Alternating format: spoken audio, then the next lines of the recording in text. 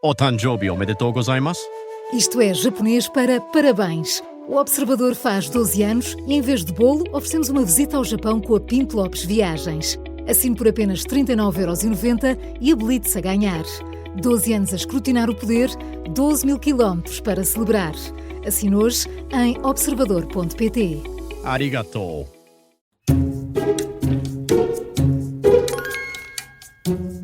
Começa agora mais uma comissão de inquérito das manhãs 360. Hoje, a nosso convidado Bruno Batista, chairman do Grupo de Comunicação GCI, foi também candidato a vice-presidente do Benfica por Luís Filipe Vieira. Bom dia, bem-vindo, Bruno. Bem-vindo. Obrigada por ter aceitado o nosso desafio, o nosso convite. Espero que seja um desafio também. É um desafio também? Será certamente. Obrigado eu, porque é um gosto de estar aqui, sou um ouvinte assíduo. Pois, já nos estava a dizer em off. É? Hoje já foi visado nos momentos de glória. Abriu logo os momentos de glória. Não, ainda vamos falar disso. Parabéns pelo vosso projeto, porque acho que trouxeram uma lufada de ar fresco ao jornalismo e concretamente à rádio, com este conteúdo com boa disposição e leveza. Mas não penso que isto lhe traz pontos. Estava a tentar, é uma tentativa, vamos ver. Portanto, o Bruno Batista já sabe como funciona, 5 perguntas, por cada resposta certa 5 pontos. Se pedir a nossa ajuda e acertar, 2 pontos. Estou preparado, acho. O Bruno, como eu disse, viveu por dentro as últimas eleições do Benfica, como candidato a vice-presidente e também como diretor de campanha do Luís Filipe Vieira. Por isso, deve lembrar-se bem desta data, apesar de nos ter dito em off que era mau com datas.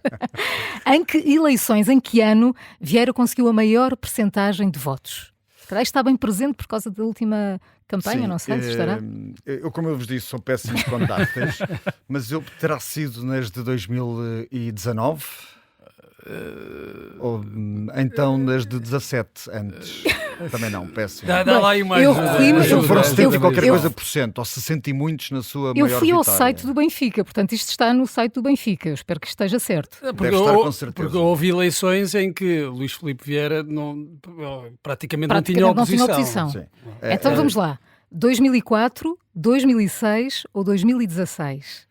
Então, por essa lógica, poderão ter sido as de 2004, logo as primeiras, onde deve ter sido mais unânime. Errei, não. Bem, segundo o site do Benfica, em 2004 teve 91,9%, em 2006, que era esta a data, 95,6% e em 2016, 95,5%. Claro, são números tão grandes que é difícil encontrar a diferença. Portanto, foi avassalador nessa década. Exatamente. Na segunda volta, o Bruno votou em Rui Costa. Como especialista de comunicação, o Benfica está a falhar na forma como fala para os sócios, deixando o clube refém das redes sociais, dos comentadores de televisão, ou o silêncio da direção é a única estratégia possível quando as coisas não estão a correr bem nos relevados? Bom, o silêncio nunca é uma estratégia possível, porque eu acho que temos que enfrentar e temos que explicar cada vez mais. Aliás, vocês têm que um explicador onde fazemos esse escrutínio, e as redes sociais são muitas vezes cruéis. E falaram aqui dos comentadores televisivos, nos quais eu também me encaixo essa luva de quem normalmente e infelizmente nos últimos tempos tem sido crítico. Não oposição, como têm chamado, não há oposição dentro de um clube de futebol, porque todos temos o mesmo objetivo, não é? Todos queremos é que o Benfica volte a ganhar. Agora, infelizmente, essa receita não tem funcionado nos últimos tempos. Continuamos à espera das palavras de Rui Costa. Mas eu até entendo este silêncio. Ele precipitou-se a dizer que queria falar na semana passada. Mas é uma precipitação de quem está a viver um momento de tensão. Porque o silêncio é necessário quando Rui Costa não tem mensagem neste momento. Portanto, é preciso perceber, e infelizmente não dominamos a narrativa em relação a Mourinho, e é preciso perceber o que é que vai acontecer. E Rui Costa também disse que ia explicar a época. Eu acho que os benfiquistas não querem tantas explicações sobre a época. Nós vivemos-la, sabemos o que falhou. Aquilo que nós precisamos, e esta é a figura dos líderes, e neste momento o Benfica tem um líder, chama-se Rui Costa, aquilo que precisamos é que nos volte a fazer acreditar que conseguimos dar a volta e que temos um projeto, e eu acho que este é o ponto, muito menos do que treinador, é o projeto com que nos apresentamos para os próximos tempos. Mas o Rui Costa já tem muitos anos de Benfica. São 18 aqui, acho que não erro. Muito provavelmente, primeiro como diretor desportivo, agora como presidente. É justificável que ao fim destes anos todos a estratégia de comunicação continue a ser esta, de não dar explicações, por exemplo, em relação a esta novela com José Mourinho, de parecer que está refém das decisões do Real Madrid e do próprio treinador? Eu não quero transformar isto num roast ao Rui Costa, até porque o facto de ter sido concorrente nas últimas eleições não me faz neste momento ter mais credibilidade para dizer nada sobre o presidente do Benfica. O que eu acho é que é uma questão de estilo, e isso é que é difícil de mudar. Rui Costa, que tem inúmeras qualidades e desportivas, todos vimos o jogador que foi, neste momento está a ter dificuldades para trazer isso para a gestão desportiva e para a liderança. E na verdade ele próprio também tem um low profile, nunca foi, mesmo como jogador, nunca foi muito comunicativo nas emoções. Só que este negócio, o negócio do futebol, e é sobre isto que temos que falar, porque efetivamente os sócios, nós somos os maiores acionistas da SAD. A SAD ainda é detida pelo clube. E nós, sócios, o dividendo que queremos é em títulos. É que nós não queremos receber dinheiro pelo Benfica. Queremos receber festejos, queremos saltar, queremos emoção. E este negócio das emoções é muito difícil de gerir. Mas a comunicação é fundamental até para aquilo que eu dizia antes, para que nos expliquem um projeto e conseguir aliviar a pressão, que eu acho que é isto que tem falhado a Rui Costa, é a pressão dos assobios e dos sócios e dos comentadores e de toda a gente por falta de uma comunicação mais clara e que nos explique um projeto. Porque esse silêncio também tem posto uma pressão adicional sobre os treinadores que têm passado pelo clube. Sim, e vai para o 6º treinador em 5 anos. Nada disto é bom. O futebol não é uma ciência exata, ainda que eu acredito num método que tem que dar resultados a médio prazo. E nós temos décadas muito recentes, e aqui vou usar os números, onde ganhámos 6 campeonatos em 10. E, então vamos falar precisamente sobre esse registro. Indo aqui a uma recordação que também foi falada esta semana, de um momento que não correu muito bem ao Benfica, mas que depois deu início a um período, talvez o período de maior domínio do clube nas últimas décadas. Em que minuto do jogo Porto-Benfica de 2013 Kelvin marcou o gol que deu a vitória aos Dragões? Então, eu antes de responder a esta... Foi um balde de água fria. Querias falar do balde de água fria, não é? Vou dizer que eu acho que mereço aqui uma bonificação, porque é a segunda vez que me cito no momento de glória, só este mês. Então, não nos lembramos da primeira. A primeira foi sobre o vírus, porque eu disse que o Benfica estava debaixo, tinha sido contaminado por um vírus que contaminava o plantel e os treinadores. Fui eu, pois é verdade. É sempre tu, Bruno. Na semana do antivírus. Sou sempre eu. Infelizmente esse vírus está a contaminar e a minha analogia com o vírus era sobre o problema sistemático, é sistémico dentro do Benfica e tem a ver com o método. Esse gol foi ao minuto 92 e eu apaguei da memória, e esta semana, e vocês citaram-me hoje, porque esse é um ano horrível para o Benfica, porque além de termos perdido ao minuto 92 com um golo do Kelvin que ajoelhou Jesus, e todos os benfiquistas, o Jorge, e é um momento de glória do Museu do Futebol Clube do Porto, e portanto eu fiz por apagar, porque além dessa derrota nós perdemos a final da Liga Europa com o Sevilha e ainda perdemos a Taça de Portugal para o Guimarães. Nesse ano foi com o Chelsea, creio que... Com o Chelsea, e então depois foi no ano 3-2. seguinte, E depois, no ano seguinte... Por acaso eu achava que tinha sido então, os penaltis com o Sevilha e depois a seguir então com o Chelsea. Foram 2 derrotas consecutivas, mas na verdade esse momento, esse gol do Kelvin e a conquista depois do campeonato pelo Porto, marca início de um período de domínio do Benfica, em que Luís Filipe Vieira, contra a opinião de muitos benfiquistas e até de benfiquistas que estavam na direção, decide manter Jorge Jesus.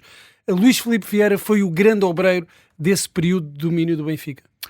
Bom, eu acho que Luís Filipe Vieira tem o mérito de ter conseguido trazer método ao Benfica e ter conseguido profissionalizar, ter conseguido trazer a marca Benfica para o valor que ela tinha em Portugal, conseguiu também expandi-la um bocadinho lá por fora, especialmente nos Palopes, mas conseguiu acima de tudo profissionalizar uma estrutura que deu resultados. E é aqui que eu digo que ainda que o futebol seja pouco científico, existe um método que tem que dar frutos. E ganhar um campeonato nacional depende muito mais do que ter os melhores jogadores, e aliás temos exemplos disso, o Paris Saint-Germain, que comprou os melhores com muitos milhões durante muitos anos, dominou no seu país, mas um campeonato com pouca competitividade, mas para chegar à final da Champions e vencê-la como queria, teve que perceber que era preciso uma equipa, na qual até temos 4 portugueses e muitos que vieram até do Benfica, com muita mágoa consigo, por aqueles valores. Deixa-me só dizer que tem toda a razão, foi a final contra o Sevilha, do ano anterior, de 2012, é que foi contra o Chelsea. Não quero a razão, quero os 5 pontos. Já são seus. Esta pergunta... Portanto, e para dizer que esse método foi criado, e eu acho que neste momento a discussão não deve ser sobre quem é o próximo nome para treinar o Benfica. Mas já comentou sobre isso também, acha que deve ser Sérgio Conceição?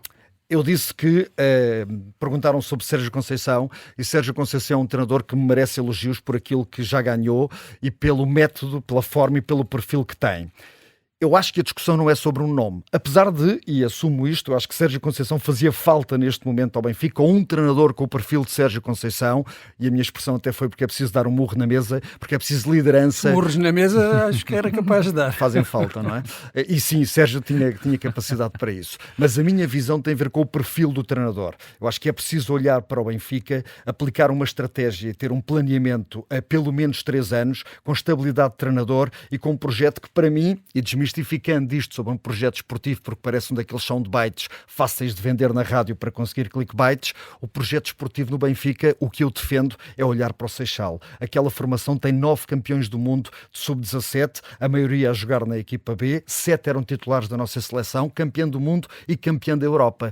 E a verdade é que apostar na formação, e o Benfica tem que conseguir a hegemonidade que já teve para que os miúdos de 8 anos queiram todos vestir a camisola da formação do Benfica, porque é que lhe garante uma carreira, lhe garante o sonho de ser treinador de futebol, e nós apostando no Seixal, com uma estratégia de trazer experiência e conseguir contratar para as posições em que não resolvemos internamente a melhor solução, mas isso vai nos permitir voltar a ter jogadores com ADN, voltar a ter ídolos, voltar a ter marcas que depois são fundamentais para cativar novos sócios, mas também para a sustentabilidade económica do clube. Foi assim que Vieira, e não querendo fazer disto um elogio excessivo ao ex-presidente do Benfica, meu amigo, mas a verdade é que foi dessa forma que o Benfica se reergueu, apostando na formação, apostando no Seixal. Foi dessa forma que conseguimos 6 em 10 títulos na década de 10 a 20, igualando a melhor de sempre do Benfica, e foi assim que conseguimos pagar tudo o que precisámos para ter as contas em dia, para construir um estádio e para ter um Benfica com uma marca forte.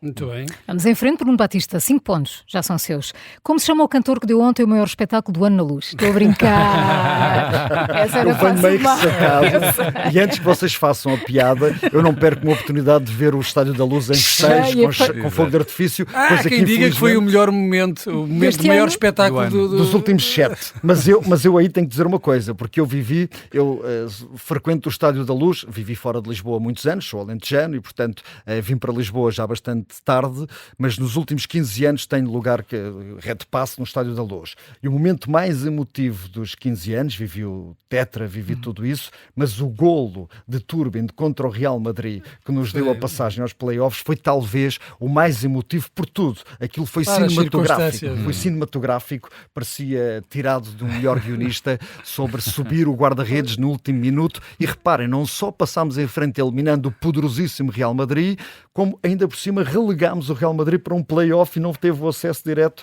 à fase seguinte da Liga dos Campeões. Portanto, Bad Bunny e Turbin estão mais ou menos ao mesmo nível. E não foi para a casita, pois não? Estava muito perto. Não o escolheram. Não fui escolhido. Acho que o meu estilo e a minha indumentária não leva tanto a isso. Vamos lá, vamos seguir em frente. Como se chama a famosa série de televisão que retrata o mundo da publicidade nos anos 60, na icónica Madison Avenue, em Nova Iorque? Essa é oferecida também, porque é uma série que eu gosto bastante, Mad Men, e portanto estou a jogar em casa aí. Bem, o Bruno Batista é líder de uma agência de comunicação. Não há más decisões políticas, há apenas má comunicação, concorda? Não, também há más decisões políticas. Eu costumo dizer que não há boas formas de dar más notícias. Quem lidera e quem toma decisões políticas muitas vezes tem que tomar decisões impopulares. Vivemos-lo com Passos Coelho num período muito difícil. De difícil reconhecimento depois, em que conseguiu ser o mais votado, mas não conseguiu formar governo numa célebre geringonça e num momento histórico da política portuguesa. Mas às vezes não há boas formas de dar más notícias. E na comunicação, e eu digo isto a todos os clientes, é verdade, estou muito afastado das operações hoje em dia, gosto mais de fazer outras coisas, mas aquilo que tento dizer é que a clareza e a honestidade é a melhor forma. E quando eu dizia há pouco, mas obrigado por essas perguntas, porque estou a falar de política e não só de futebol, até porque eu recordo umas declarações que eu penso que foram aqui na Comissão de Inquérito, do Dr. Eduardo Barroso, que diz que 40 anos de cirurgião, depois de operar milhares de pessoas... e falam só do Sporting. Cada vez que chega a um restaurante, há um empregado que diz: você é aquele tipo do Sporting. Exatamente. É por isso. E ultimamente, por causa de ser uma voz ativa, não crítica, mas ativa no Benfica, efetivamente tem sido mais reconhecido pelo Benfica do que outra coisa.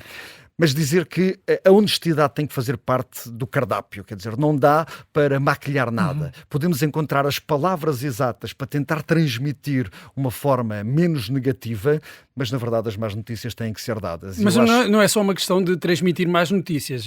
Alguns ministros, recentemente até, têm sido penalizados por dificuldades na comunicação. Esse hoje é um aspecto essencial na política, hoje, ou se calhar desde sempre. Eu diria que é fundamental. As duas principais características de um político, e que eu diria que são também hoje em dia de um líder, porque olhamos para CEOs e todos têm cultivado estes skills, são a capacidade de liderança e de comunicação. E a comunicação não se pode diferenciar da liderança, porque a forma como ganhamos empatia, a forma como cativamos as pessoas, vai da nossa forma de comunicar. E aqui eu treino dou muitos media trainings, aquilo que normalmente estou desse lado do microfone a fazer esses treinos. E às vezes pegamos em pessoas onde os skills naturais não estão lá e eles são muito difíceis de aprender. Eu diria que há aqui uma capacidade muito nata de comunicar, e vocês que são profissionais da rádio sabem que é muito difícil. Podem-vos dar dicas sobre a colocação da voz, sobre a cadência.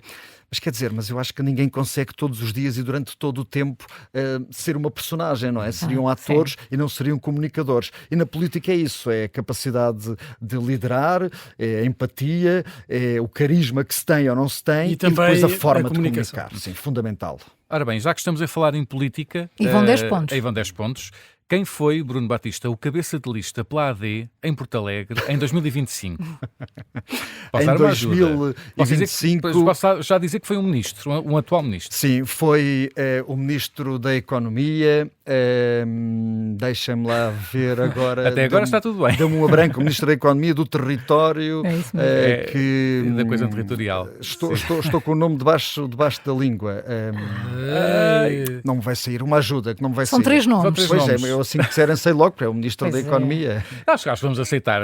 Manuel Castro Almeida. Vamos aceitar 5 pontos. São 5 Sou pontos. péssimo para datas e para nomes. Para nomes, pronto. Fica também Não vai juntar. Fica também essa nota. O Bruno foi cabeça de lista por Porto Alegre pelo CDS em 2022. Defende mais a ideia de fusão do CDS no PSD, como defendeu Diogo Feio, ou acredita na individualidade de cada um dos partidos? Bom, em primeiro, eu não tenho filiação partidária. Nunca tive, apesar de gostar muito de política, de ter, obviamente, ideias políticas. Isso está intrínseco a qualquer ser humano. A política está em todos nós.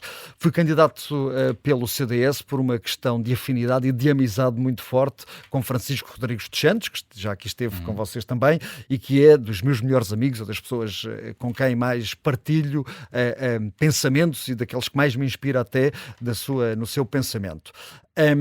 Eu acho que o CDS, e o Francisco foi um bocadinho vítima disso, ficou sem espaço político naquela altura. Ele explica, a teoria não é minha, tinha o Chega a evoluir numa direita mais musculada, se lhe quisermos chamar assim, e tinha os liberais, a IEL também a crescer bastante, território que sempre esteve dentro, ou historicamente estava dentro do CDS. Aquilo que eu acho é que o CDS tem pouco espaço neste momento. Continua a ter pouco espaço. Continua a ter pouco espaço político, até porque estar dentro da AD permitiu-lhe voltar ao Parlamento e voltar a ter uma voz. Ainda assim, eu continuo a achar que o caminho do CDS nos próximos tempos tem que ser dentro da AD e até uma possível fusão, como aconteceu com outros partidos, porque acho que o espaço político, pelo menos naquilo que eu consigo vislumbrar, é muito difícil de voltar a conquistar pelas bandeiras que eram do CDS e que foram perdidas por estes dois partidos. Portanto, podemos perder aqui um partido fundador da democracia no futuro? Podemos ver o CDS a esfumar-se enquanto não se partido? Perde porque a história nunca se muda. Quer dizer, aquilo que o CDS fez está lá, é como o preâmbulo da nossa Constituição, não é? Quer dizer, não precisamos estar sempre a falar do mesmo para que ele se perca. É um documento histórico, o CDS é um partido histórico, muito respeitado e fundamental na democracia. Se continua a existir só dentro da coligação ou se funde com o PSD, quer dizer, a CDU é uma coligação que reúne vários partidos que continuam a existir, não é? Portanto, a solução o CDS pode ser os verdes do PSD. Sim, pode ser perfeitamente. Muito bem. Bruno Batista, vamos à última pergunta. Esta também é fácil e voltamos às séries. Já acertou numa, nesta também vai acertar. Como se chamou em Portugal a série humorística que tinha como protagonista Archie Bunker? Acho que aqui também vou precisar de ajuda. Quando o Bruno disser, vai-se lembrar logo. Pois, talvez. Então vamos lá. Quem sai aos seus, tudo em família ou uma família às direitas? uma família às direitas. Certo. Então, e na família da direita portuguesa, quem é que é o chefe de família? Quem é que manda lá em casa? É André Ventura, Passos Coelho, Luís Montenegro? Aquele diálogo ontem deles, que não sei se alguém meteu um microfone. Pois, eu vinha a ouvir-me e a ouvir-vos. É um bocadinho hilariante, não é? Parece uma conversa quase assim de pai para filho, a dizer, tens que melhorar um bocadinho, estas pessoas tinham uma maior expectativa, acho que está a faltar alguma coisa, assim. Eu acho que Passos Coelho continua a ser muito respeitado junto da direita, mas Montenegro tem sido um líder forte, eu acho que tem conseguido neste segundo governo estabilizar numa turbulência política, conseguindo acordos à direita e à esquerda, que eu não vejo nada contra, portanto não me parece necessariamente mau até que tenhamos um governo de centro. Eu acho que, aliás, em Portugal, o nosso centro sempre foi dividido por dois partidos. A questão é saber se essa estratégia é passível de ser executada ao longo de toda a legislatura, ou seja, de ir negociando à esquerda e à direita. Eu acho que só cai o dia que um dos dois partidos, ou Chega ou PS, sinta que tem condições para ir a eleições e para as vencer, não é? E ainda não é esse o momento. Não, eu acho que não. Quer dizer, nós vimos agora as sondagens que dão Carneiro com uma grande vantagem, mas todos sabemos que o eleitor, quando não há momento eleitoral, diz uma coisa e depois, quando chega... Aliás, essa vitória até pode ser transpassida para o futebol, não é? Aquilo que aconteceu nas eleições do Benfica, que elegeram há 6 meses Rui Costa com a maior maioria de sempre, e agora pegamos nas redes sociais e toda a gente se queixa do Rui Costa. Eu não defendo eleições antecipadas, que fique bem claro, do Benfica, precisamos de estabilidade. Mas eu acho que na política nacional, o PSD está a conseguir acordos à direita e à esquerda, ou ao centro com o PS e mais à direita com o Chega, que me parecem favoráveis, porque sou um moderado do centro, que fique bem claro, e portanto acho que o centro em Portugal sempre esteve entre o PS e o PSD, que foram conseguindo governar e conseguindo algumas alianças quando eram necessárias. E eu acho que só vai cair o dia que algum dos dois partidos, PS e Chega, sentir que pode vencer as eleições, o que estamos muito longe disso. O PS tem um líder que eu não sei se será o candidato a primeiro-ministro, vamos ver o que é que acontece até as próximas eleições, que faltam 3 anos, o PS ainda tem que ir a Congresso antes disso.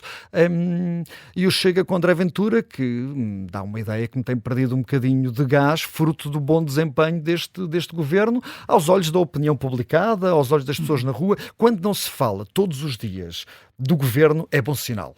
É sinal que as pessoas têm a vida a acontecer, que a economia está a desenvolver-se, que as pessoas estão... Sabemos que há crises muito profundas, a crise do imobiliário, que não é portuguesa, mas a inflação que tem sido sentida é avassaladora para a carteira das pessoas, mas é um problema global de difícil resolução.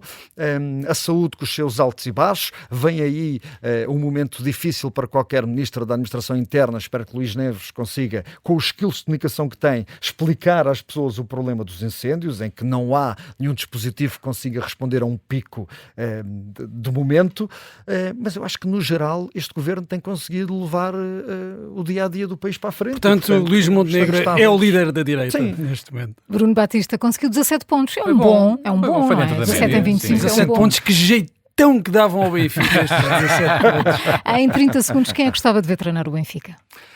Essa é uma pergunta com muita rasteira. Eu vou continuar a bater no projeto, na necessidade de explicar aos benfiquistas e aos sócios qual é a filosofia, porque também há filosofia estética no futebol. É preciso perceber que a identidade de um clube também se nota dentro de campo. E eu acho que isto vem da estrutura, vem do projeto escolhido e do perfil dos jogadores e de treinador. Eu gostava muito que discutíssemos perfis e projeto, até para poder dizer aos sócios que é a médio prazo. Sinto que o médio prazo no Benfica serão 2 anos para ser campeão, porque senão o estádio vem abaixo. Mas se for explicado, ganha-se uma margem para não haver a pressão das primeiras 4 jornadas que temos sentido nos últimos 2 anos e que nos têm feito que não houvesse estabilidade nem de treinador, nem de equipa técnica, nem de jogadores. E, portanto, eu, em relação ao treinador, o próximo será o meu treinador do Benfica. Que boa resposta.